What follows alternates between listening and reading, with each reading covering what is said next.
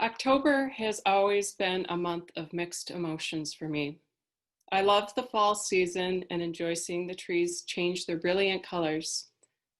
Autumn has long been my painter's palette and my writer's muse. However, three life-altering events have also happened in October, which always give me pause. 1. When I was 11, I had an overnight stay at my Grandma Laura's house that shook up my young life. Grandma and I had been watching television on her small black and white set that she kept in her bedroom. She went to use the bathroom, and after a few minutes, I thought I heard some strange noises. I turned down the TV and realized it must be Grandma. So I cautiously went to the bathroom door and asked if she was okay. First, there was no answer, then a strange moan. I opened the door slightly to find Grandma lying on the bathroom floor. I didn't comprehend what had happened at the time, but learned afterwards that she had suffered a major stroke. Although she lived another year or so after that, she was never able to walk or care for herself again. Her speech and memory were all but gone. As far as I was concerned, I had lost my closest grandparent that evening in October, and for several years, I carried guilt for not being able to save her.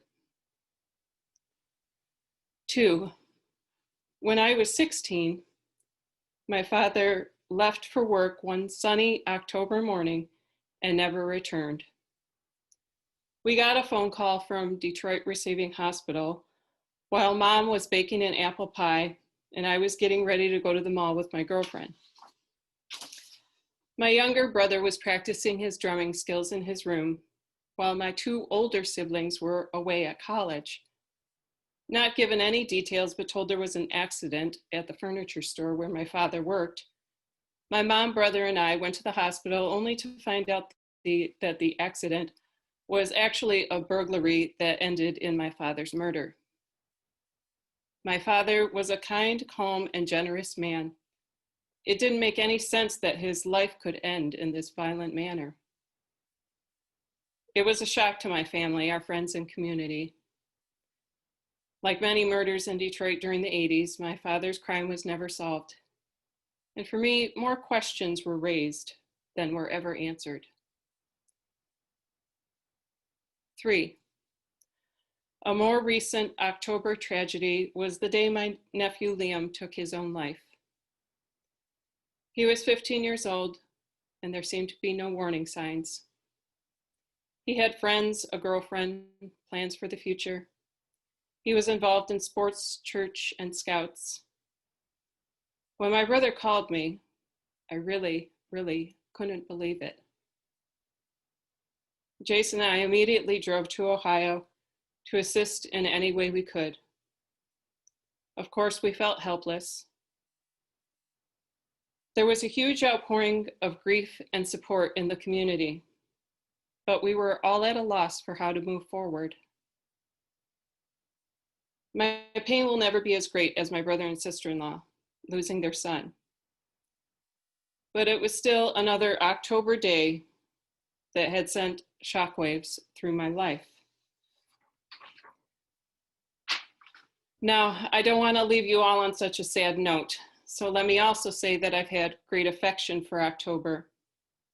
Besides my love of trees and their changing colors, I also have a love of apple picking and fall baking. If you drop by my home in October, you're likely to find an apple pie, apple crisp, cinnamon coffee cake, or ginger cookies. Jason and I also enjoy hiking, and the cooler temperatures and less bugs in the fall make our hikes much more pleasant. October has a certain look in the sky and a distinct scent in the air, and a holiday that many children get excited about. At UUCCI, October is when we have our annual memorial celebration. So today, I think of my grandma Laura, my dad Jerry, and my nephew Liam with great affection. I recall how each of these people who seemed to leave my life a little too early have brought me joy and love and just a gift of knowing them. So as we gather for this service, remembering those within our hearts and families, those among our congregation and community, and those beyond our little corner of the larger world, I'm very thankful that we have this opportunity to be together, to celebrate the people who have touched our lives and support each other, whatever the stage of grief we may be passing through. Friends and family of UUCCI, please come and let us worship together.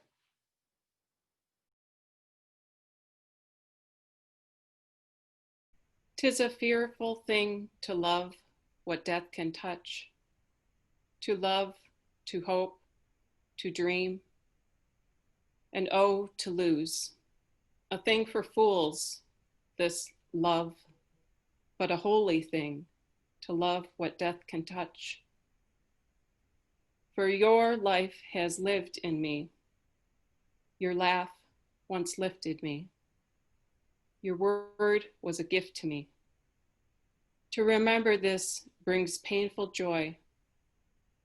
'Tis a human thing, love, a holy thing, to love what death can touch.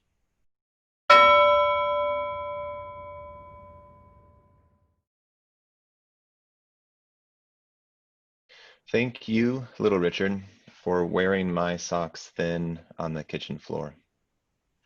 Those words which maybe we have all memorized, a wop bop a loop bop a wop bam boom, can't be said without a worry on the shoulders. I've practiced that for a long time.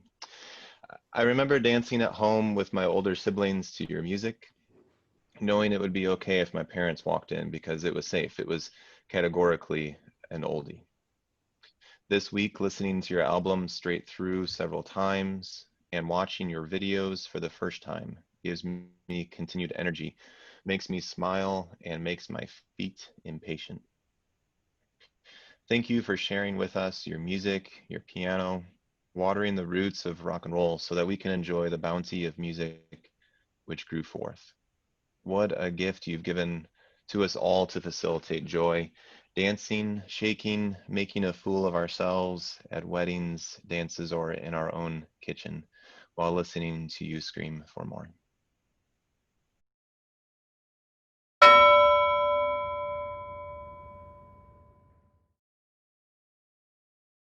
I didn't really get the whole John Prine reverence when I first started listening to him.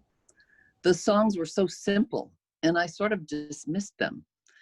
But when I met Tim Grimm, my husband, and I heard him sing John Prine songs, and then when we were lucky enough to do many iterations of the Pure Prine show at the Old Phoenix Theater, I got so that I understood the genius of the man as a songwriter, as a teller of tales, and as a sort of everyman. When you sing a song a couple hundred times, you get to live inside of it. And singing a whole night of songs, as we did in that show, I was blown away by Prine's ability to touch people's hearts, as well as their funny bones.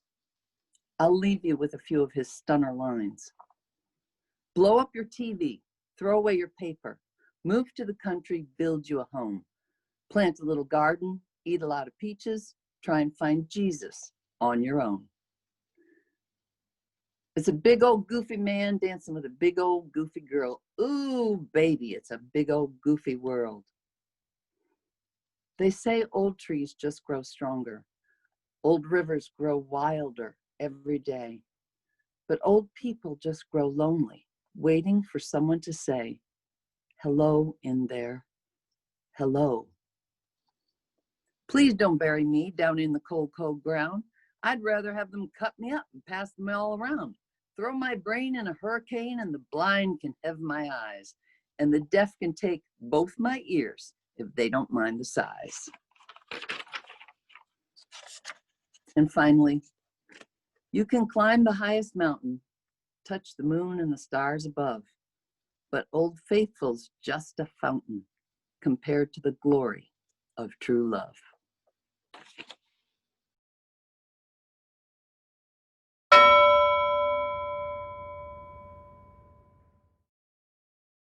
From an early age, Katherine Johnson counted everything. Dishes she was washing, steps from her house to the road. If something could be counted, she counted it.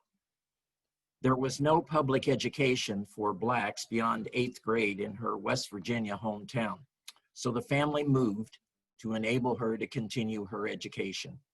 She graduated from high school at age 14 and from West Virginia State College with a degree in mathematics at age 18. 2 years later, in 1939, she became one of 3 Blacks to desegregate the graduate school at West Virginia University. She's best known for her time spent at NASA. She did trajectory analysis for Alan Shepard's flight in 1961. Before his flight in 1962, John Glenn famously asked that she hand check the calculations that computers had provided. If she says they're good, then I'm ready to go. She worked on every major space program, including the space shuttle, until her retirement in 1986. In 2015, at the age of 97, she was awarded the Presidential Medal of Freedom by President Obama. That recognition and the release of the film Hidden Figures the following year elevated her to a position as one of the best known women in the field of space science.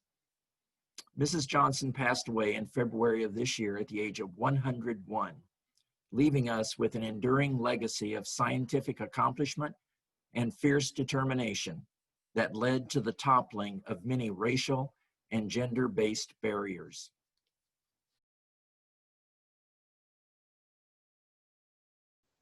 Before you know what kindness really is, you must lose things.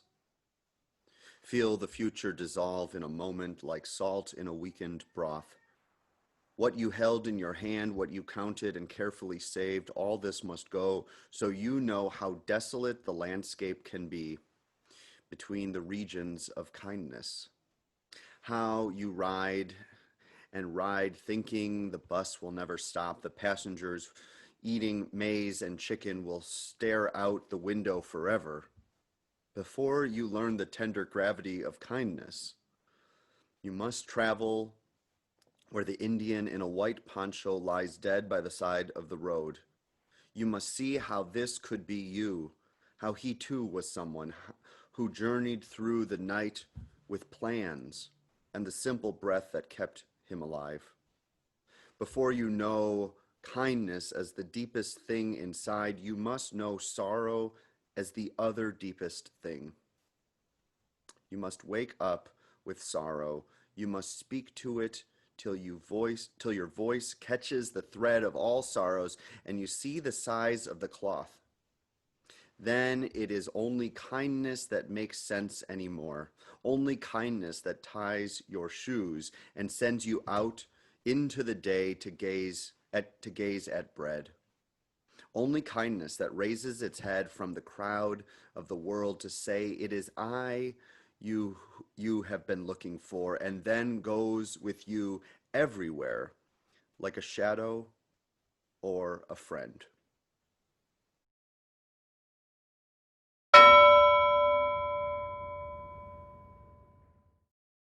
Most people knew Neil Peart as legendary drummer and primary lyricist for Canadian rock band Rush. Although I appreciate the songs he wrote and his widely recognized drumming skills, it was through one of his 7 books that I felt a deeper connection to him. In Ghost Riders, Travels on the Healing Road, Neil shared his cross-continental motorcycle adventure, grappling with the loss of his longtime love, Jackie, and 10 months earlier, their daughter, Selena.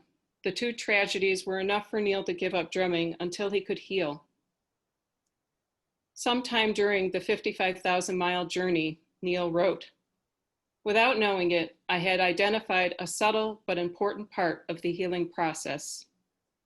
There would be no peace for me until I learned to forgive life what it had done to me, forgive others for still being alive, and eventually forgive myself." Neil did heal on that long road and returned to his music. In 2013, he was inducted into the Rock and Roll Hall of Fame, along with longtime friends and Rush band mates. He died January 7, 2020 at age 67, but not before he had touched countless lives through his words, music, and life journey.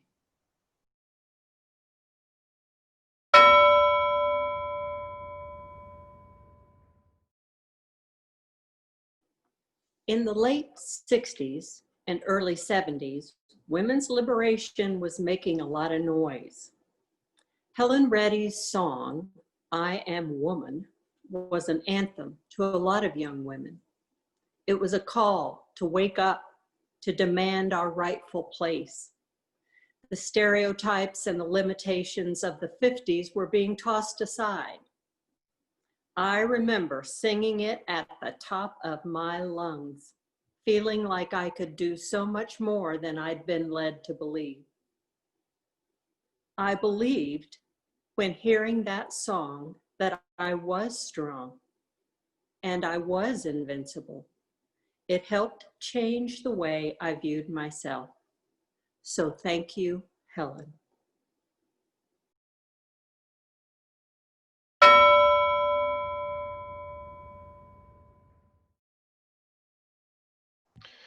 Your music brings memories of driving through the cool nighttime Michigan countryside with windows open and heater at full blast. The freedom and surge of fresh, cold air made the world clear and within reach. However, those moments just wouldn't have been possible without my mixed CD in my cassette adapter and songs like Lean on Me, which would allow me to just belt out the lyrics, satisfied by hitting anywhere between 40 or 50% of the right words. Thank you for letting me sing along with you off key to the longing Ain't No Sunshine, which tricked me in thinking I sounded so good. I know, it was all you, of course, and I'm grateful for your music that will be with me, with us forever, giving us a link back to teenage years, memorable moments, loud or soft evenings, and simpler times.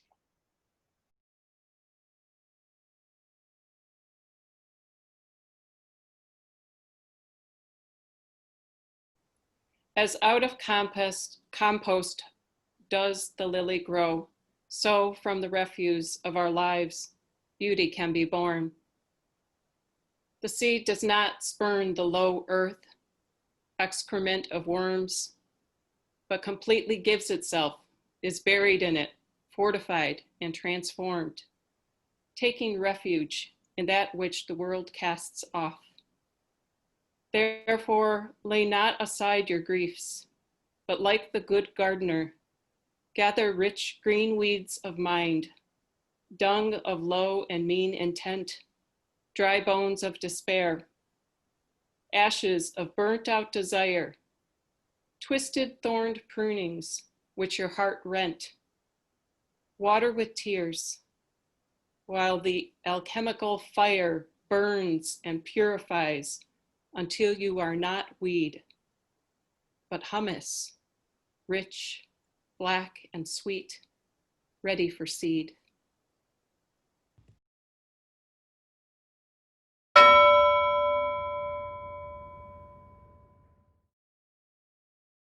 Kobe Bryant was an assassin, not in the literal sense of the word, but most certainly on the basketball court. He gave himself the nickname Black Mamba because he thought the black mamba, an extremely venomous and aggressive snake, best captured his on-the-court approach to the game. Trust me, as a non-Laker fan, I felt the pain, but I respected the skill. After spending his formative years in Italy, where his father played basketball professionally, he returned to the US and in 1996, at the age of 17, was drafted to play in the NBA, the National Basketball Association. By his second season in Los Angeles, he was an all-star, a feat that he duplicated 18 times during his 20-year career. After retirement in 2016, he did not leave basketball behind. He became an outspoken supporter of the WNBA, the Women's National Basketball Association, and coached his oldest daughter's middle school team. But he found much to do beyond basketball. He won an Academy Award in 2016 for Best Animated Short Film. He wrote a book and was working on a second one, a children's book. He was deeply involved in many charitable endeavors, mostly in support of kids. Kobe Bryant's life was a life cut short, but nevertheless, a life well lived. He embodied those laser-focused traits that can inspire us all to excellence, not just on the basketball court, but off the court as well.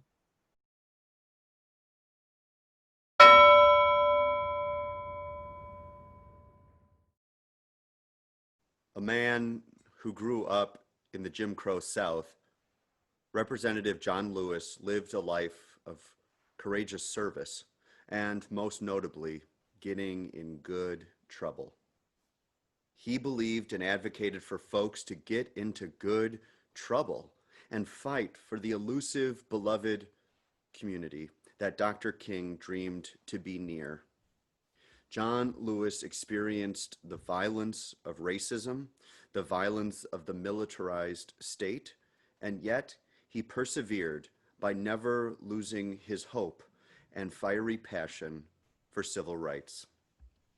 He took this passion to the United States Congress, where he served as a representative for over 3 decades. John Lewis fought tirelessly for those without a voice, for those at the margins, while always remembering the struggle he had been up against his whole life. As a child, he was called preacher, and while he never became one in the traditional sense, he added his powerful voice to countless efforts to form a more perfect union in this country. From Bloody Sunday to the Million Man March, from advocating for equal rights legislation to leading a sit-in on the House floor, Representative John Lewis never stopped getting into good trouble. And though he is now laid to rest, though he has made his final pilgrimage across the Edmund Pettus Bridge, his goodness and troublemaking lives on in all who side with love, who fight for love, all who believe that we can and must do better. And so we, as Unitarian Universalists, continue to say something. We continue doing anything we can do to fight like hell as we give thanks for a man who was born in the Jim Crow South and ended up an American civil rights hero.